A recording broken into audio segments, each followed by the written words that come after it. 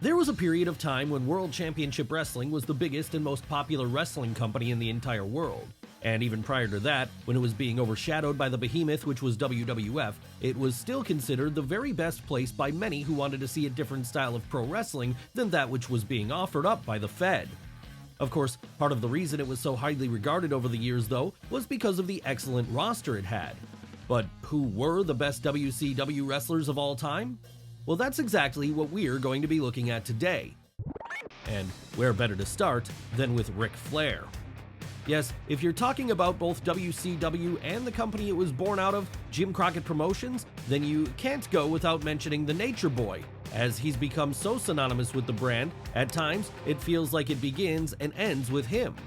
And in some ways, that's actually true, because, well, Jim Crockett was definitely established as a powerhouse already by the time Flair got there. It was him who really took it to the next level with his multiple NWA World's title reigns throughout the 80s. Then, when Crockett sold his business to Ted Turner and things became World Championship Wrestling instead, Slick Rick was still there, still holding world titles, and still putting on some of the greatest matches ever seen to this day. Matches against opponents such as Ricky the Dragon Steamboat, Terry Funk, and someone else we'll get to in a moment.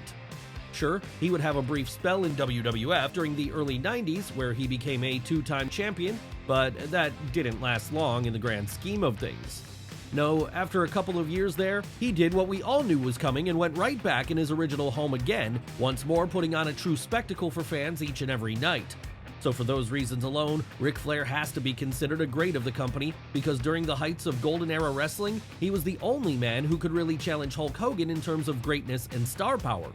Hell, if you were living in certain parts of America at that time, then Flair was the clear bigger star of the two, and even the Hulkster himself would admit he was by far and away the better wrestler. And we haven't even mentioned arguably his finest achievement yet, his time working with the Four Horsemen, still arguably the greatest stable of all time, and the template for everything which would come afterwards, all the way from D-Generation X to Bullet Club. That achievement alone would be enough to put him in today's video. Of course, he's not the only horseman who we're going to be discussing today, however, as our next subject was also a prominent member of them too at one point. Who are we talking about here? Why, none other than Lex Luger. Sure, to WWE fans, he might be better known as the guy who flopped so hard in the role of face of the company during the mid-90s that he's still being used as a cautionary tale today. But if you were a fan of WCW back then instead, you'll absolutely see him in a different light, as in that promotion, he was a far bigger success.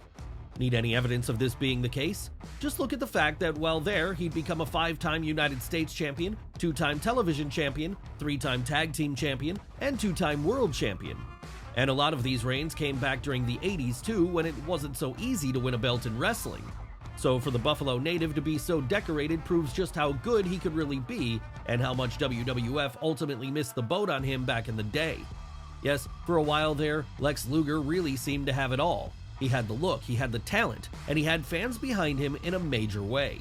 So much were they behind him, in fact, that at points, he became the top babyface of the company in both its WCW and Jim Crockett incarnations. And while this meant when he was taking on opponents such as Stan Hansen, Barry Windham, and Ric Flair, he'd be the people's knight in shining armor come to topple the dastardly heel at all times. And after that was over, Luger would actually go on to win the world title for the first time, with this move fully solidifying him as an all-time great. That said, it wasn't just his title wins which made Lex great.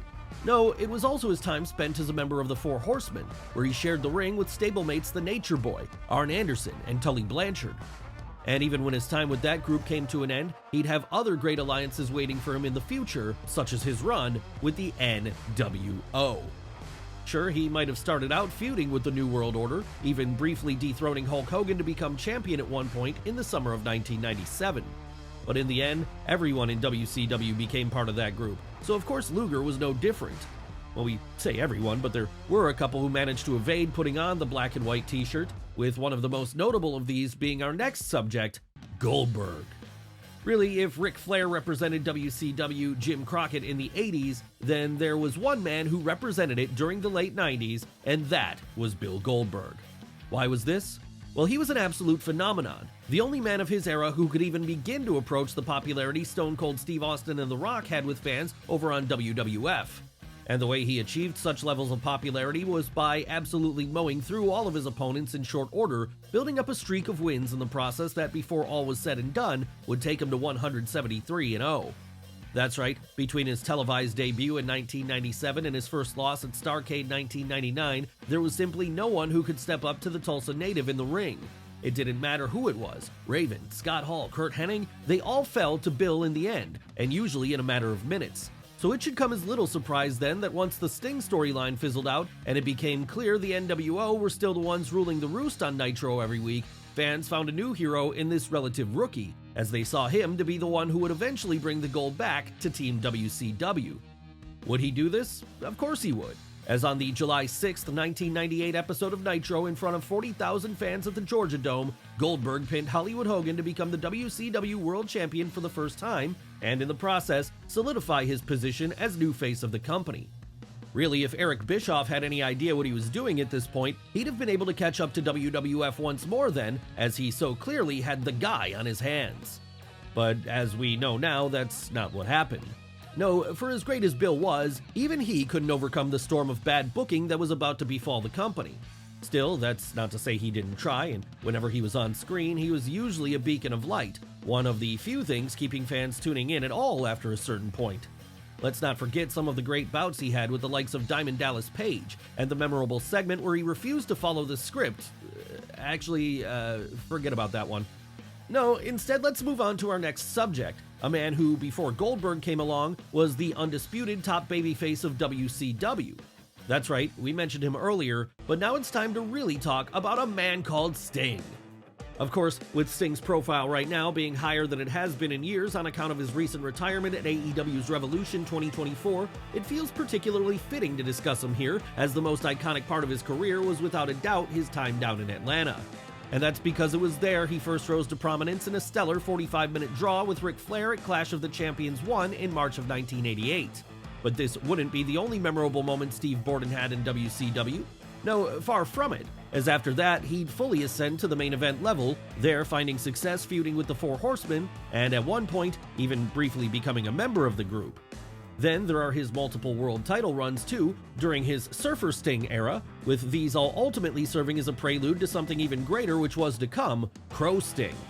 Yes, probably his most memorable incarnation, Crow Sting would see the Californian completely reinvent his character during the mid-90s in the wake of the NWO's hostile takeover of WCW. And it was this reinvention which led to one of the greatest angles of all time, as he spent the next 18 months sitting in the rafters, patiently waiting for his moment to strike against the heel group. Sure, that whole angle might have been tarnished by a massively botched ending at Starrcade 1997, but none of this was Sting's fault. No, he did everything which was asked of him and more. And it was for that reason that fans continue to love him so much after the fact. Seriously, if we were trying to think of someone you could compare the icon to today, it's hard to do so, as his charisma was always so unique. Maybe there'll never be another one like him. And that's why it's so important WCW had him on the roster back in the day then. But for as big of a star as Steve Borden was in 90s World Championship Wrestling, there was another who was even bigger than him. Arguably the biggest of all time, in fact, and that's our next subject, Hollywood Hulk Hogan.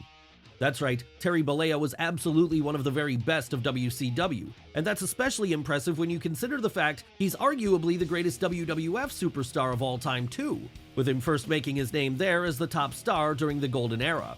Once that was over though, and it was clear fans had become tired of Hulkamania, Hogan jumped ship to WCW and there tried to relive his glory days for a while by going up against opponents such as the Dungeon of Doom. Was this good? No, not really, but it was about to get a lot better because, in what probably still ranks as the most iconic heel turn of all time, at July 7th, 1996's Bash at the Beach, the Hulkster did the unthinkable when he aligned himself with Scott Hall and Kevin Nash to create the New World Order. And this single move ended up skyrocketing WCW in popularity then, as it briefly overtook even WWF as the #1 wrestling promotion in the world. Hell, you could argue the era of Hogan which followed was just as, if not more successful than his 80s run, as it proved he had longevity no one could have foreseen.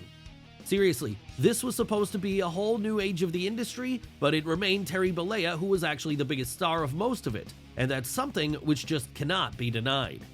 No, throughout 1996, 1997, 1998, and even part of 1999, Hollywood Hogan was the main attraction, keeping a stranglehold over the WCW World title and making the company feel like the coolest thing in the world. So cool was he, in fact, that even stinker feuds against performers such as the Ultimate Warrior and Rowdy Roddy Piper couldn't sink his momentum. And yes, while it's true that the NWO ended up doing arguably more harm than good in the long run, none of this takes away from the fact that Terry Bollea was operating on such a high level for most of this run. And that's exactly why he deserves to be considered one of the best to ever step foot in a WCW ring and ply his craft there. After all, this was only supposed to be a legacy run, not a complete reinvention of the industry. But what about one of the other original members of the NWO we mentioned a moment ago? Surely they deserve their spot amongst the greats of the Atlanta-based company too, right? Well, yes, and this is why we're going to look at them next. That's right, it's time to talk about Kevin Nash.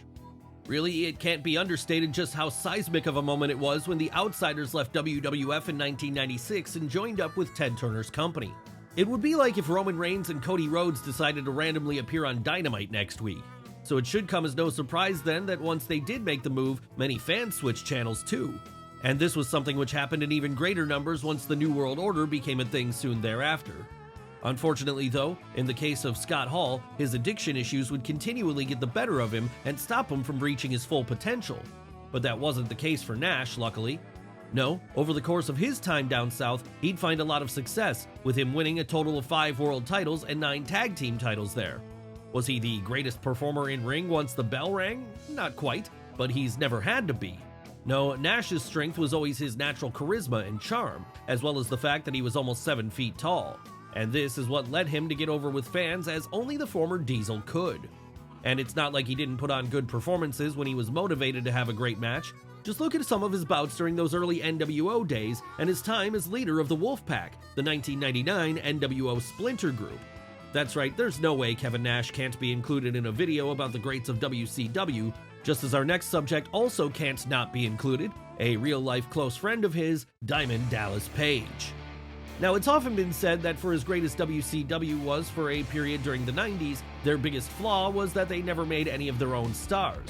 After all the big names were often either old Jim Crockett guys like Ric Flair, Sting, and Lex Luger, or WWF guys like Hulk Hogan, Randy Savage, and Kevin Nash. That said, there were at least 2 people who managed to break through the glass ceiling and become homegrown superstars during the Monday Night Wars. 2 people who went by the names of Bill Goldberg and Diamond Dallas Page. And it's Diamond Dallas Page we want to focus in on here, as really, he had no right ending up in the position he ultimately found himself in, if for no other reason than he didn't get started as a wrestler until he was 35. But never let it be said that hard work and determination can't pay off, because despite being a geriatric rookie, DDP quickly found himself rising up the ranks of Atlanta on account of his star power and winning charisma. So much so that by the time 1997 rolled around, he'd find himself in a main event program with the NWO. Sure, this only saw him win the United States title, but not the world title, but that belt wouldn't stay away from him forever. No, cut to a couple of years later, and against any and all conceivable odds, Paige was beating Ric Flair to hold the top prize over his head. And after that, he'd go on to win the belt a further 2 times, with these runs being one of the few highlights of WCW as it morphed into its late Vince Russo Swervomania period. But let's not focus too much on WCW in 2000, as we want to keep this video positive. Rather, let's look at some of the other many highlights the New Jersey native had during his time in Ted Turner's company.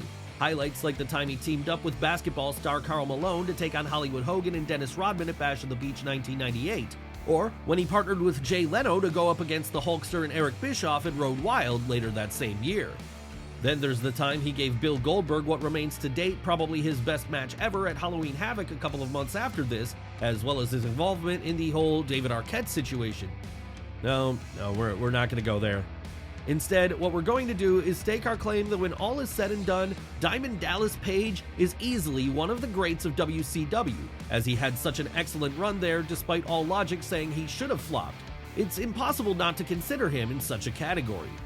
That said, we can't call him the GOAT, as we still have other contenders to cover, one of which is our next subject, none other than Booker T. Seriously, we're talking about a 5-time WCW champion here. How could he not be in consideration for the greatest of all time in the promotion? And it's not just the titles either, because for a long time, it was well known in the halls of Atlanta that Booker was the workhorse of the company, someone who could always be relied upon whenever he was given the ball to run with. Hell, that's why Vince Russo chose him specifically to serve as the face of his planned new incarnation of the promotion in 2000 when he had him win the gold for the first time at Bash at the Beach 2000. And it's also why, even in the face of such a terrible year of television, the Houston native was able to stand out as a rare diamond in the rough. Of course, even before he was on top of the card though, Booker was showing he had it in him to be a major player as far back as 1993 when he first joined WCW as one half of Harlem Heat alongside his brother Stevie Ray. Yes, it is this team which saw him, again acting as the workhorse of the group, to go on to win 10 tag team titles. But for as fondly remembered as this period still is, it's really his singles run which puts the creator of the Spinneroonie in line for a spot as a great of WCW. As it is there, he won not only his aforementioned 5 world titles, but also 6 television titles and 1 United States Championship too. Sure, like with everyone else in WCW, there were some low points, but the highs vastly outshone those. Let's never forget his iconic Best of 7 series with name redacted over the United States title. And let's never forget the goofy stuff, like the time he dressed as Sting, which showed just how funny he could be when required. That said, one person who never used comedy to get over was our next subject, and that's because he was all about being an ass-kicking heel instead. Who are we talking about this time? Why, who else but Big Van Vader. Where do we start with Vader? He's arguably the greatest big man to ever lace up a pair of boots, and while he did find a lot of his success out in Japan, he's probably most well known to Western audiences for his time in WCW during the early 90s. Why is that? Well, it's there that he was able to completely dominate the main event scene for a while, with him regularly mixing it up against the likes of Ric Flair, Sting, and Cactus Jack, and usually coming away the winner.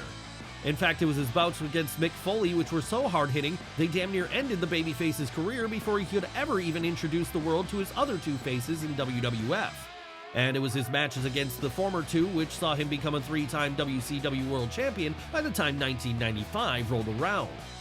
Sure, at this point he'd be forced to play second fiddle to Hulk Hogan, but everyone in Atlanta was doing this back then.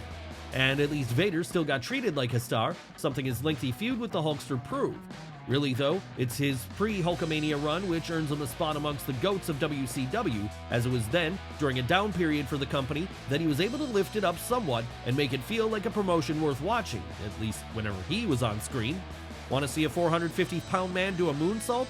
Then Vader was the man to watch back in the early 90s. And if you wanted to see him be treated like the star he was on North American soil, then WCW was certainly the place to witness this, not WWF as his mid to late 90s run there showed. But Vader wasn't the only person who fared much better inside of a WCW ring than he did in a WWF one, as the exact same thing could be said about our next subject, the poet laureate of professional wrestling, Scott Steiner. That's right, one of the best, or worst, depending on how you look at it, talkers in the history of the industry. But it wasn't just his wild promos that elevated him to win a world title. No, he could also go in the ring once the bell rang, particularly during his time in WCW. After all, it was there he first rose to prominence as one half of the Steiner brothers alongside his real-life sibling Rick, with the 2 becoming 7-time tag team champions by the time all was said and done. Then, once that was over and Scott decided to branch out as a singles competitor, he'd reach another level altogether by achieving his final form, a man with muscles so big he at the time looked like a caricature. That's right, as he was busy working on his peaks and his freaks, he was also becoming a prominent member of the NWO when it was still at its heights. Of course, eventually the New World Order would fade away, and so Scott Shakespeare Steiner would be forced to find a new path for himself in WCW. And he was able to do this pretty easily as it happened, with him spending the next couple of years feuding with the likes of Goldberg, Diamond Dallas Page, Booker T, and the Four Horsemen, all before eventually winning the world title and holding on to it all the way up until the last ever episode of Nitro in March 2001. So really, how could you not consider the Big Bad Booty Daddy an all-time great of WCW? But then, how could you not say the same about everyone else we've discussed today too, as they each in their own ways make a solid case for being the greatest of all time as far as WCW is concerned.